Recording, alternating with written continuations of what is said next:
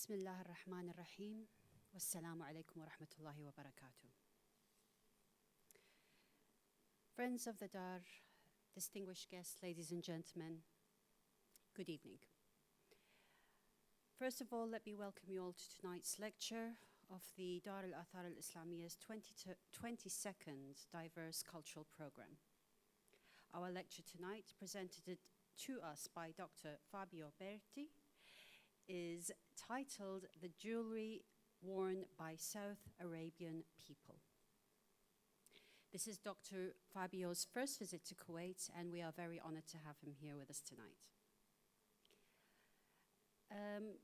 When I was looking up on the lecture tonight, I must admit I was quite curious to what the definition of jewelry would be, and looking through the research on the internet, it is likely, well, I found a lot of facts about jewelry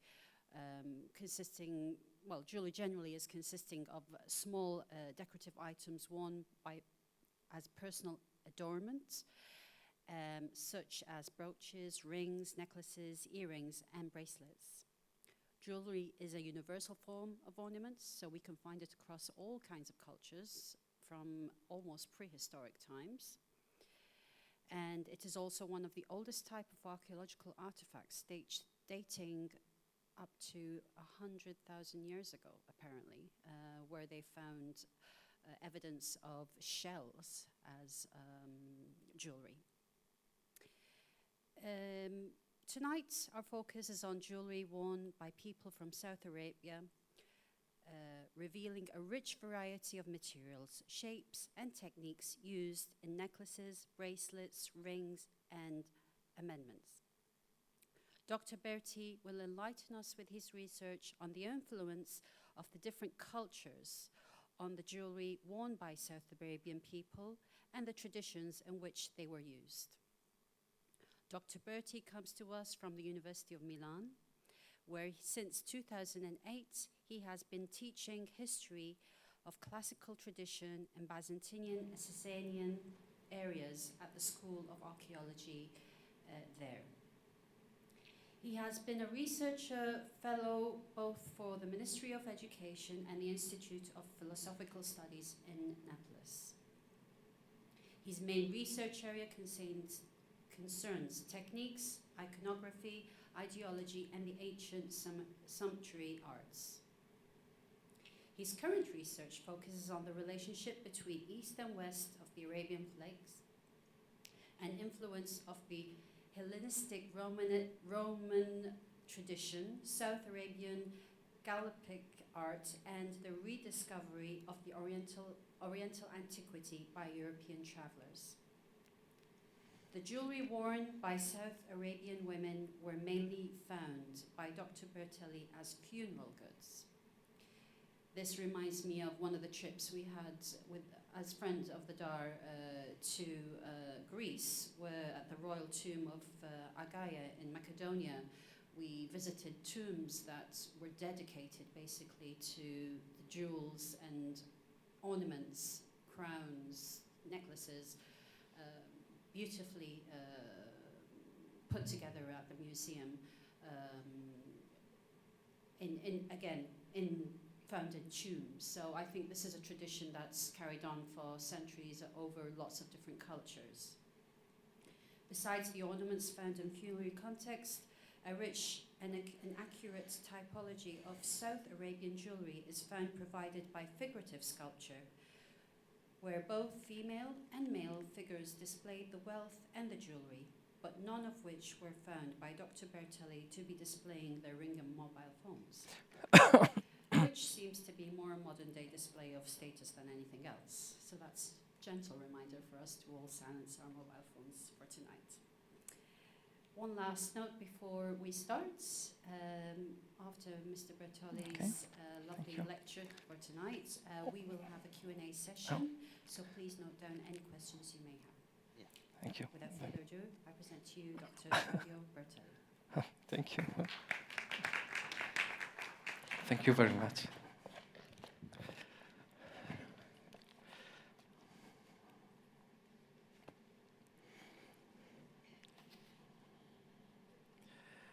I am very glad to take part in this conference dedicated to the South Arabian jewelry, that is the Yemeni jewelry of pre-Islamic period, and my thanks go to all the people who promoted this prestigious event. My contribution today is not exhaustive of the issue, but it will only present some aspects of the gold production of Saudi Arabia. I will only give a brief introduction referring to the techniques and concerning the jewel's reproductions on the statues, which I presented last July with Sabina Antonini de Maigret on the occasion of the Rencontre Sabine in Perugia.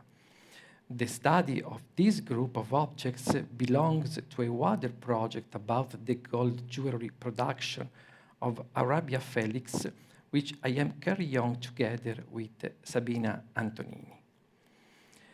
Till now, research on South Arabian jewelry has been limited in comparison to the study of other categories of the ancient material culture, such as pottery, statues, bronze artifacts, reliefs, and stele. The study of jewelry has always been challenging. One of the main reasons is the uncertainty of the context of their discovery. The tombs where funerary goods were buried together with the deceased have long been the object of looting, and generally gold jewelry is either immediately sold or melted. In fact, only few pieces of South Arabian jewelry derive from both a known site and an accurate stratigraphic context. We must first analyze the raw materials and the techniques with which these jewelries have been realized.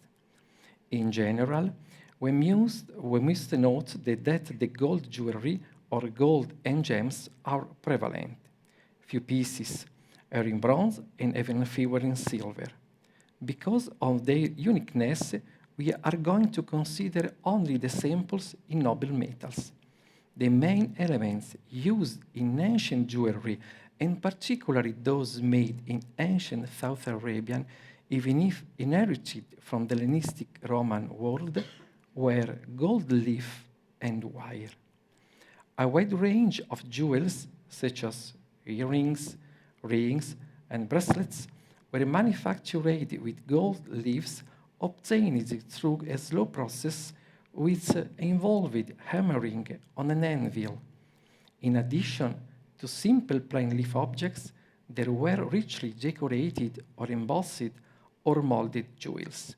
Wire was used as the main element or decorating element.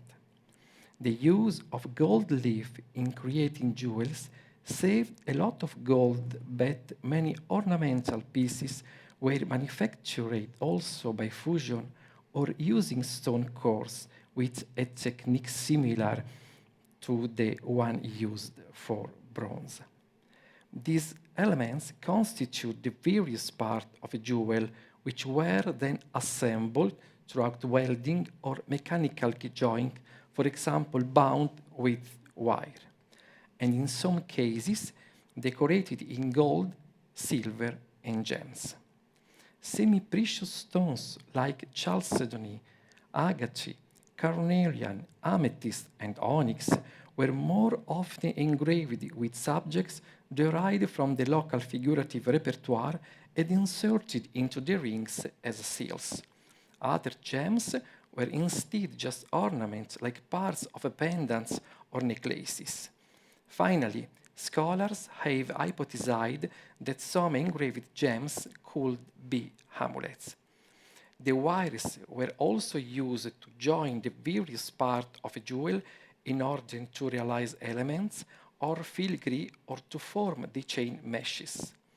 The most common type of mesh was the looping loop type, made by joining together previously prepared circles of wire. This assembly did not require welding and was so simple that it became spread throughout the ancient world. in the Near East and in Egypt, it has been attested from the mid of the 3rd millennium before Christ on, and perhaps derives from rope weaving techniques, although its origin is unknown and is not attributable to one center. The loop-in-loop type chains, widely used in the Roman and Romanized worlds in the 1st centuries AD, were adopted in Anatolia and in Aegean area, while in Western Europe we have an aerial distribution from the Iberian Peninsula of jewelry that show Phoenician influences. In Italy, we have extraordinary complex made examples, made by the Etruscans, and in the north of the Alps, especially in Germany, there is evidence of the famous hoard of Vettersfeld. This technique is also used for some South Arabian gold chains. The analyzed chains are composed of an intersection of 2 or more series of loops that combined together form a uniform and flexible rope. The compactness, the suppleness, and the contrast between the brightness of the bent gold wire and the spaces among the meshes give an aesthetically pleasing appearance to this type of chain, contributing to its fortune since it was produced for a long period in South Arabian and in other cultural contexts.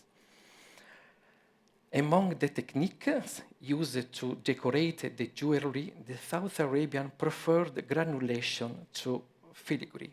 This ancient technique consists in welding metal spheres onto a small leaf disposed in order to cover entire surfaces or to drawing straight and curved lines to define decorative geometries.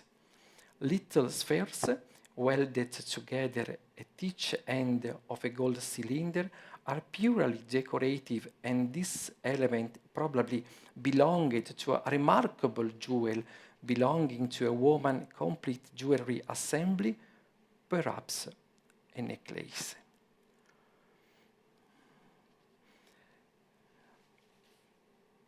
The iconographic repertoire, including Katabanian female stele and Sabaean ones with female figures seated upon a throne, the alabaster sculpture, and the very famous statues of the kings of Auzan, as well as bronze objects, inform use of the main types of jewelry widespread in the South Arabian world.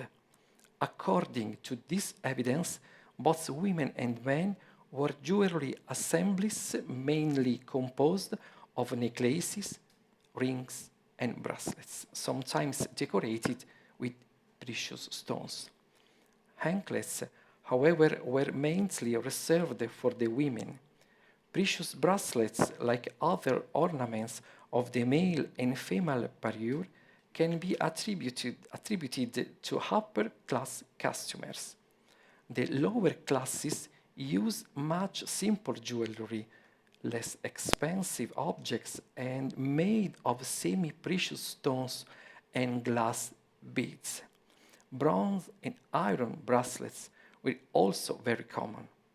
Recent studies carried out with Sabina Antonini let use identify some female jewelry that can be found in the South Arabian sculpture tradition. I refer in particular to the goods originating from necropolis of Karibat Hamdan, which has been recently studied. In this report, we'll present a general overview of the Karabat Hamdan jewelry collection and postpone the detailed analysis of individual pieces for the future. It should be emphasized that the collection attests to the extraordinary luxury enjoyed by the South Arabian elite, whose wealth fame was being amply described in the classical sources.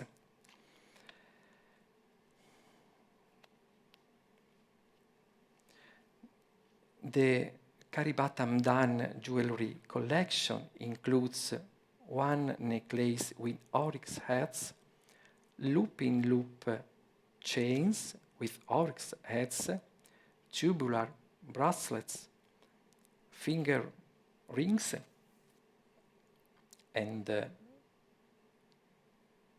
gems, spicer beads, finally beads and pendant. We will discuss a few representative pieces, the first of which is a golden necklace with distinctive endings fashioned as antelope heads. The chain is composed of a series of gold beads formed by pairs of disc-shaped elements linked together. The finely manufactured antelope heads are inserted at the end of the chain by means of cylindrical cornelian bead fitted to a conical gold element. This necklace presents a number of similarities to the Hellenistic jewelry manufacture of the 3rd century before Christ. For example, Hellenistic necklaces of this period are composed of a gold chain known as double or loop-in-loop, terminating with decoration shaped as heads of antelopes, gazelles, lion, or dolphins. The iconography of the antelope of remote Eastern origin appears in the 2nd century before Christ, and in diverse stylized interpretation it was widely used to decorate bracelets and necklaces. As you can see, the necklace demonstrates the extraordinary skill and creativity of the local workshops, or possibly foreigners working for the South Arabian customers to reinterpret fashions and styles of neighboring traditions and culture. The necklace was worn with the zoomorphic terminals resting off the collarbone, as indicated by the reliefs of women depicted from the waist up and Katabanian tombstone. This type of stele is generally dated between the 2nd century before Christ and the 2nd century AD on the basis of both paleographic analysis of inscriptions and the iconographic characteristics and style of the figure, such as hairstyle and clothing, and therefore this type of necklace can be placed chronologically within this time frame. It is worth mentioning that a private Yemen collection originating probably from the same necropolis at Karibat Hamdan also includes a loop-in-loop chain necklace with antelope heads. The Karibat Hamdan collection includes 2 large, 2 medium, and 4 small-sized bracelets. This kind of bracelets was quite common in southern Arabia between the 1st century BC and the 1st century AD, as evident from their presence on reliefs on the Katabanian stele of women depicted from the waist. Indeed, the alabaster stele at the Walters Art Museum in Baltimore depicts a female figure wearing 3 and 2 tubular bracelets around the right and left wrist respectively, and a single tubular bracelet above each elbow. Interestingly, the number of bracelets worn in these reliefs and in other South Arabian female representation is not constant, suggesting personal taste in self-adornment rather than a formal protocol. It is worth mentioning that also the stele bears the necklace with the oryx heads. A number of bronze tubular bracelets come from the excavation of hypogeal tomb in Karabat al-Ajal. The dating of these burial goods has been estimated to the second half of the 1st century AD, as determined not only by objects imported from the Mediterranean, but especially from the coins of Hamdan bin Huahbid found in the tomb.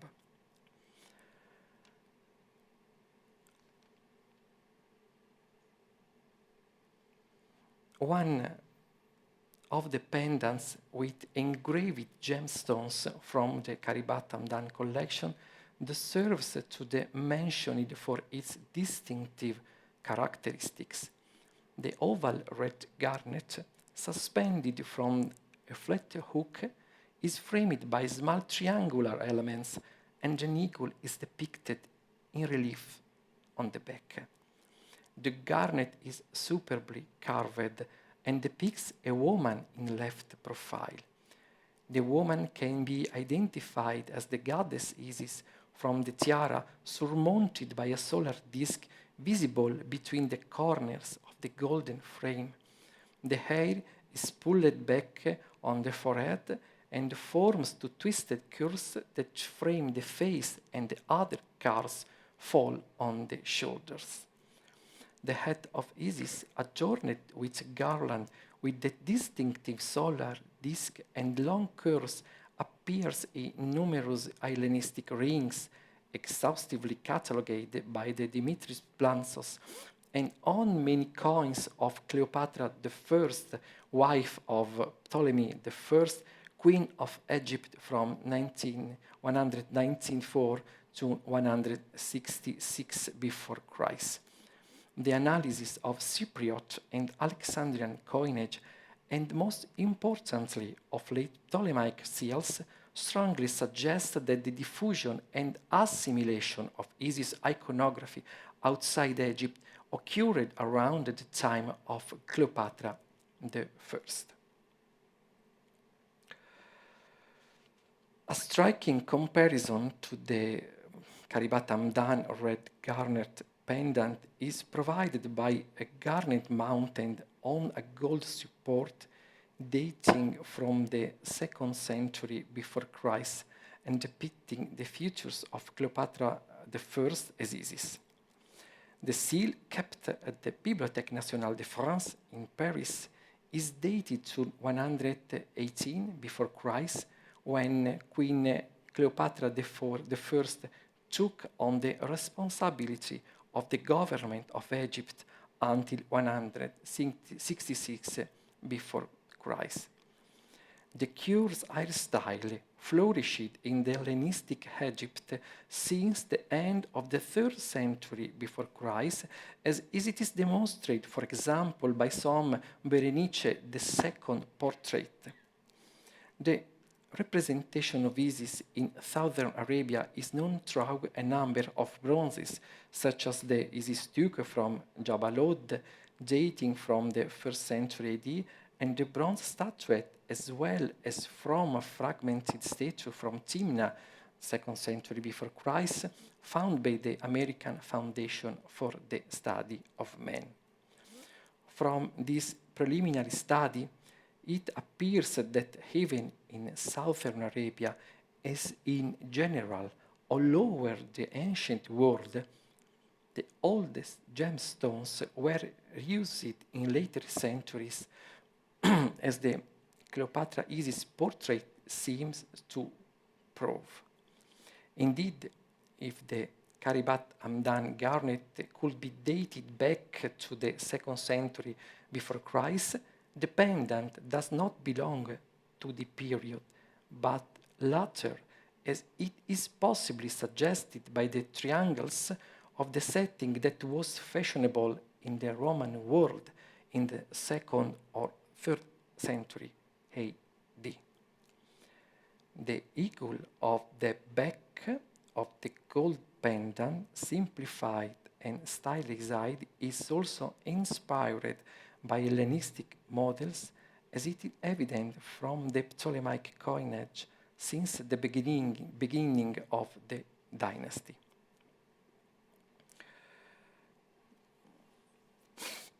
At the moment, We cannot establish whether the Karibat Hamdan jewelry was locally produced or imported from neighboring Roman provinces such as Egypt or Syria. Indeed, imports and aesthetic influences during the 1st century AD from Roman Egypt on South Arabian artistic reproductions has been already highlighted by the discovery of the human face in a millefiori bead of Alexandrian production and the small heads in plaster in the annex adjoining the temple of Nakra in Marrakesh.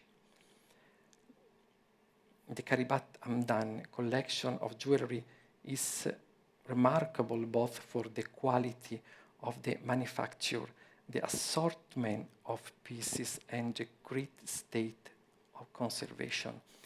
The fact that this collection can be traced with high probability to its current cultural and geographical setting is also out of the ordinary.